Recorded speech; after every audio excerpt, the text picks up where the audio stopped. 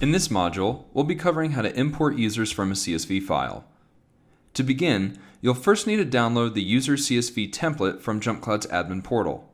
You can do this simply by hitting the green plus button in the top left and selecting Import from CSV in the dropdown. A pop-up will appear asking you for two options: Download CSV Template, Upload CSV for Import. Go ahead and download the CSV template first and begin to fill out the template with your user's information. In our example, I'll be using an example list of the US presidents and uploading the CSV through the Admin Portal.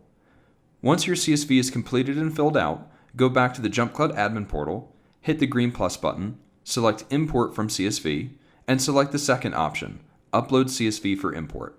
Select your CSV file and hit Upload. This will bring up a selection of the users you'd like to import from the CSV. If you wish to select all users, go ahead and click on the checkbox in the top left to select all. You'll see the importation status as well as notifying you of any failures or issues with the user's entries. Once the upload of the CSV has been completed, you'll receive an email notification showing the final report of the CSV upload of the users. You can download the CSV again to confirm that the selected users have been successfully imported. The users will be in an inactive state. If you wish to activate their JumpCloud accounts now, you can do so by either selecting the users from the user list and clicking the Resend Email button at the top right. This will send them the welcome activation email to set their JumpCloud password and self-activate their account.